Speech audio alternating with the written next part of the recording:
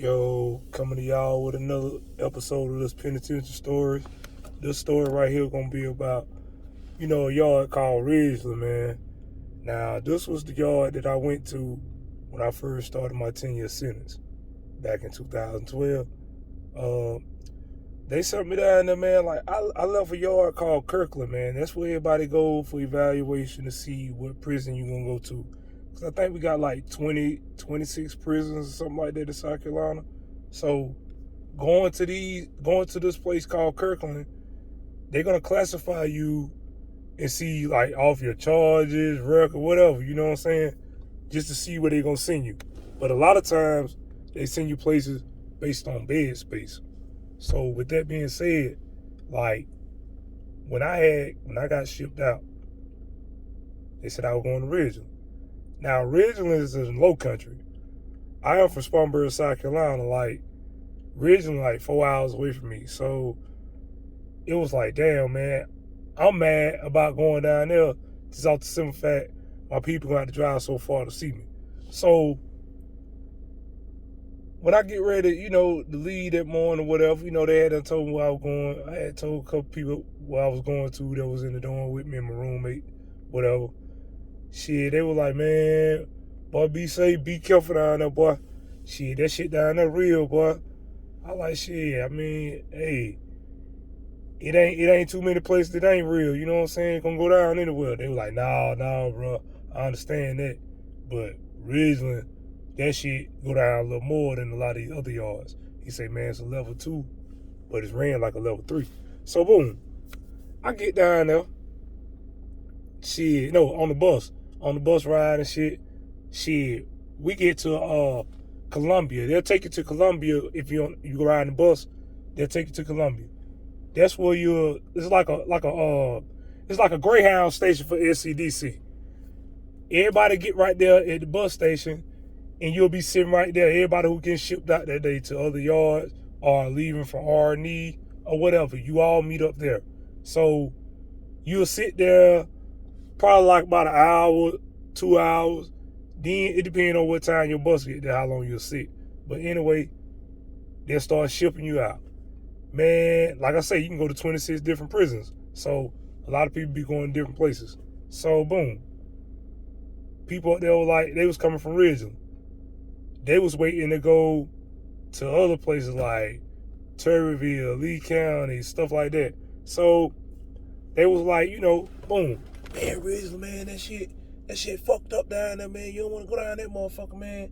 Them niggas be down there killing people every week down that motherfucker. Man, yeah. Especially in goddamn Buford Dorm, man. You gotta, yeah. So I was like, shit, man. I was like, fuck it. You know what I'm saying? If it is going down like that, shit, I know I ain't gonna be in no bad dorm anyway. Fuck it. You know what I'm saying? I ain't did shit. I just got here. I ain't got no disciplinaries. So boom. I knew the system already because I had did a bid previous. So boom, when I'm down there, when I get ready to go down there, as soon as I get to the yard. Now, mind you, it was a guy that was coming back to the yard from a medical run. It was a couple of them guys. And they was telling us about how the yard was getting ran. So, like everybody else saying, man, Gladiator School, man, this shit, man, it's real down there. Them niggas goddamn, they be killing, yeah. So I'm like, man, I'm tired of hearing all this shit. I'm just ready to get to the yard, lay my motherfucking ass down because I'm tired. Because that day of getting transported, man, is a long day of work. I'm telling you. So, with that being said, man, when I got to the yard, we up there in the holding tank. It's niggas up there in the lockup cells up front. They done cut up, about to go to lockup or whatever, you know what I'm saying? They up there, they talking junk to each other, you know what I'm saying? They talking about what they gonna do. Just penitentiary shit, when niggas be woofing or whatever they were doing. So boom, fuck around, man. I get my little, they give us our slips. They're like, shit, show what dorm you going to, whatever. So shit, it's about like 8 of us that came to the yard that night. Man, so we all get our slips and shit, you know what I'm saying? Down there, everybody that looked at their shit on top was going to goddamn Charleston dorm. So I was like, oh man, this was like they sending out like it's Charleston dorm. Man, I look at my slip. That shit said BB39. I said, what the fuck is BB39? So I asked one of the boys, I said, what BB39? I said, oh boy, you going to Buford, boy, that's Buford B. I said, shit. I said, that's the little shit they said how shit going down it. Hell yeah, man, shit, boy. Boy, you better get you a knife when you go down that motherfucker. So, boom. I done been in jungles before, so I'm just like, damn, I'm going down this motherfucker. But one thing I know, shit, I ain't gonna have no problem getting what I need to get, though. You know what I'm saying? Being in the dorm like this. So, boom. I get down there, man. This shit is trapped the fuck out, man. I'm talking about you go down there, motherfucker, man. You can tell, like, when you walk in the breezeway, man, like, these people don't give you shit. They don't give you shit but a goddamn mat and your goddamn, you don't get no pillow. You gotta be there a little while to get a pillow. Or have somebody that you know working commissary, you know what I'm saying, you look out for. But shit, I already knew that game right there. So I knew I wasn't gonna have no problem getting what I was gonna get. I just wanted to get in here and figure that shit out. So boom. Man, Ridgeland, they had a nickname for that shit. They call it Gangland. Not Ridgeland, Gangland. When I tell you that shit is gang bang the fuck out, man.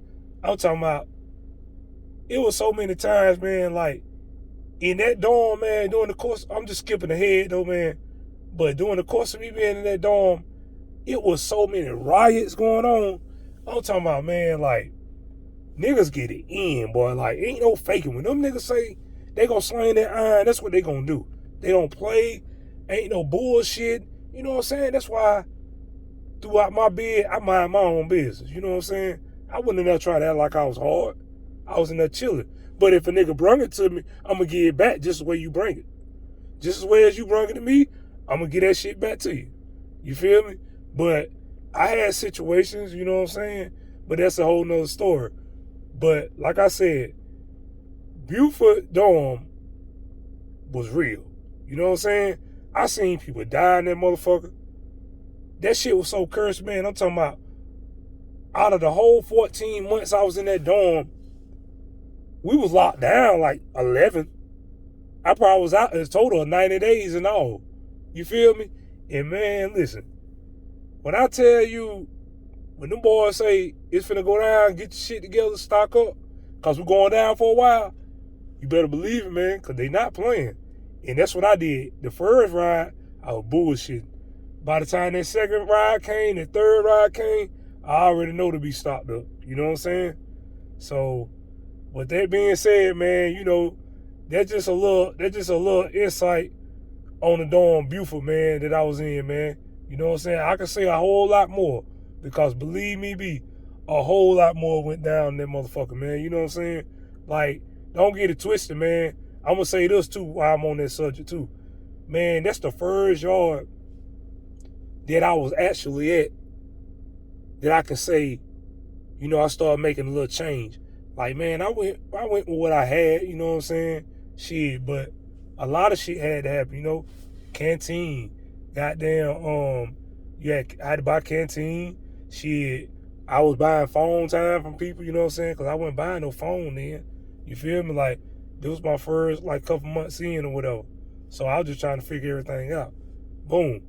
Man, like, I can go buy, like, $100 worth of tobacco, flip that shit in another dorm, and make, like, $250 easily, just like that. Because the prices I was getting it for was cheaper than what they get it for, especially in my dorm and other dorms. But it was one particular dorm, you know what I'm saying, Georgetown. That shit, man, great prices. You know what I'm saying? Like, I had a homie from the city. He wasn't even from my hood, but that nigga was in position down there, blessing me. You know what I'm saying? I go to him, get shit for half off, come back, sell that shit full price. I'm eating, man. You know what I'm saying? So it wasn't shit to make a couple dollars. You know what I'm saying? Like, it was easy. So it was people down there from the low country. Like, I always had got a bad goddamn, they always gave them boys a bad name, man, talking about how grimy they is and shit. But my thing was, shit, them boys showed me love down there. One thing about them boys, like, I don't, yeah, they got grimy niggas everywhere. But one thing about them boys for that low country, boy, they gonna get that money. And if you want to get that money, they gonna help you get that money. You know what I'm saying? And shit, it was some of them boys put me in position. You know what I'm saying? Like, shit, I ain't have to look back. Like, them niggas looked all the way out. And with that being said, man, I'm gonna go ahead and leave it at that because I don't want to go too deep off and stuff.